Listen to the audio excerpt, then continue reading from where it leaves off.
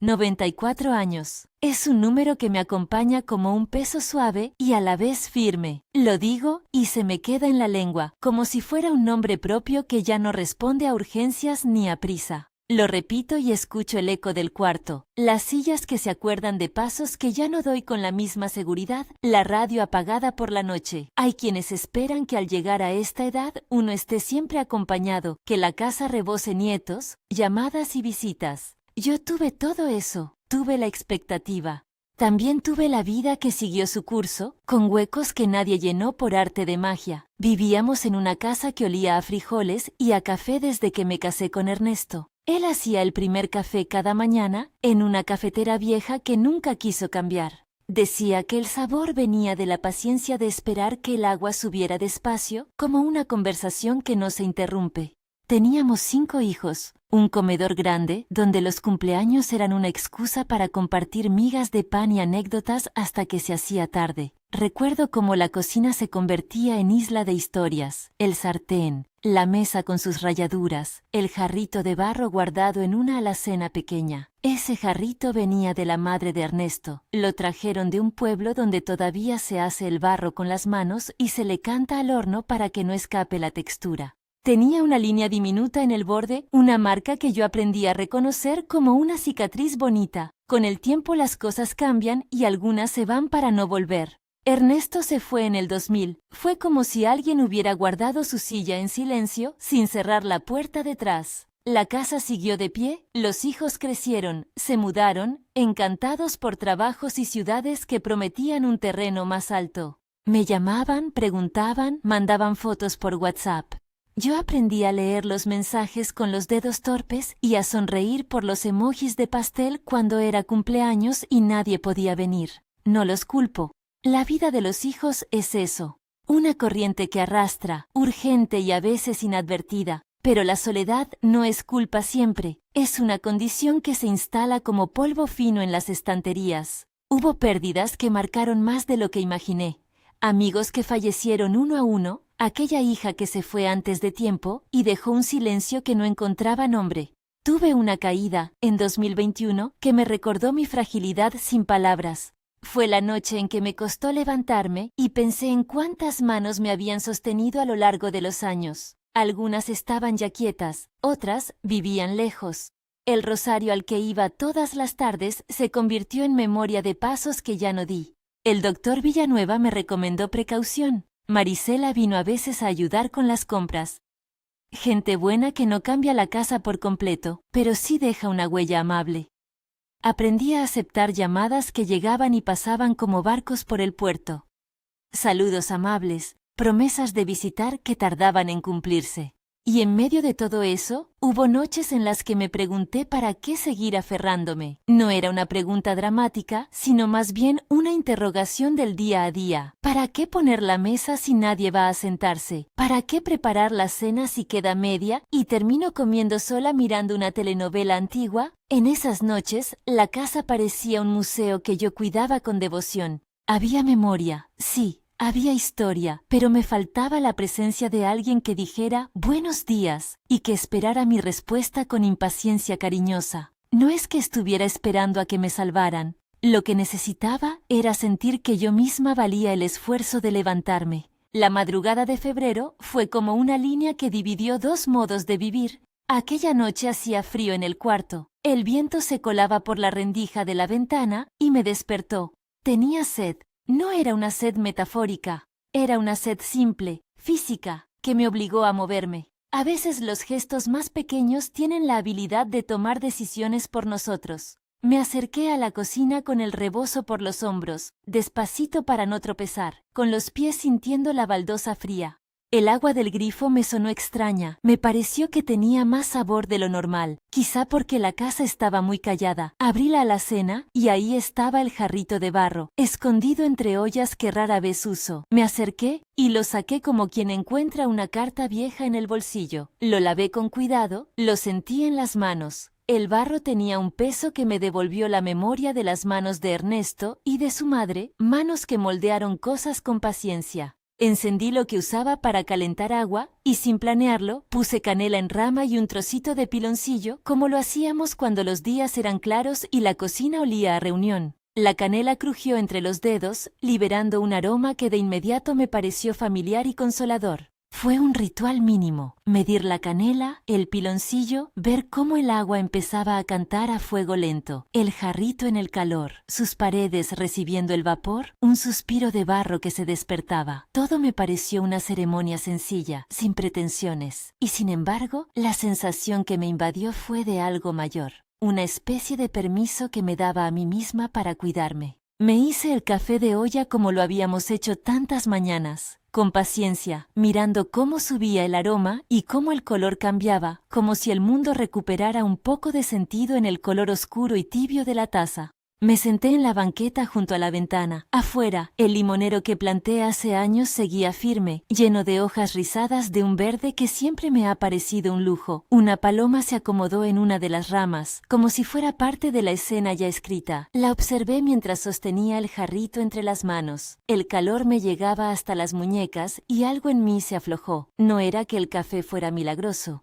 El sabor era el de siempre, un poco amargo, con el dulzor del piloncillo que equilibraba el recuerdo, pero algo había cambiado. Me sentí autorizada a atender esa sed que no pedía permiso a nadie. En esos minutos, con la paloma que picoteaba una hoja y la luz filtrándose en rayitas sobre el piso, caí en cuenta de que el gesto de hacerme el café era en sí una afirmación. No era esperar que otro lo hiciera por mí. Era decidir que mi vida valía ser iniciada cada mañana con un acto que yo misma podía ofrecerme. Decidí entonces que cuidarme tendría el mismo lugar que cuidar de los demás tuvo durante décadas en mi casa. No lo dije en voz alta al principio, fue algo que me llegó en el silencio, como una certeza que no necesitaba demostraciones. Al día siguiente repetí el gesto, y al siguiente también. La repetición transformó el acto en hábito, y el hábito, con el transcurso de las semanas, se volvió una especie de ancla. No porque el café arreglase pérdidas, ni borrara la ausencia de Ernesto ni la de mi hija. Esas ausencias seguían siendo profundas. Pero cada mañana, al colocar el jarrito en la mesa y sentir el vapor en mis dedos, se reorganizaba algo en el interior.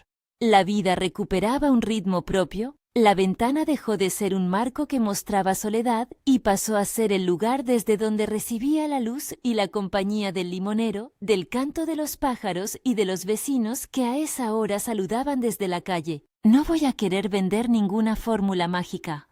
No te prometo que un café va a curar el dolor ni va a traer de vuelta a los que se han ido. No es así. Lo que sí puedo decir con firmeza es que el gesto me devolvió la esperanza cada mañana en la medida en que me devolvió a mí misma. Me devolvió la sensación de que yo soy responsable de mi propio cuidado, que aún soy capaz de hacer cosas pequeñas que son significativas. Sentir el jarrito en las manos, saber que puedo preparar algo para mí, es un tipo de dignidad que no se compra ni se regala. Hubo comentarios en casa, por supuesto. Los hijos se acostumbraron a ver el tarro en la mesa cuando alguna vez vinieron. Me llamaban y me preguntaban si había ido al doctor, cómo estaba, si comía bien. Me reí de los mensajes con emojis y pasteles. Incluso me mandaron fotos de sus propios desayunos, como si quisieran participar en mi pequeño ritual a la distancia. Los llamé un día y les conté del jarrito. No hice sermones, simplemente compartí que me hacía bien. Mamá, dijo Celia, qué bonito. Roberto me mandó un audio con un corazón. No busco aprobación. La busqué y la encontré a mi modo, en la posibilidad de decidir por mí. Con el tiempo, otros detalles se sumaron a la rutina. Encendía la radio a bajo volumen, la que tiene las canciones que me gustan de los años 50. Y las voces se mezclaban con el sonido del agua en el jarrito. Tenía mis horas de rosario, de misa los domingos cuando salía con más abrigo y alguien me recogía. La fe siguió siendo parte de mi paisaje, pero el ritual del café dejó de ser competencia con la plegaria. Se convirtió en compañera. Cuando venía Marisela a limpiar o a traer compras, a veces me encontraba con el jarrito en la mesa y me miraba con comprensión. Señora, decía, usted tiene sus cosas.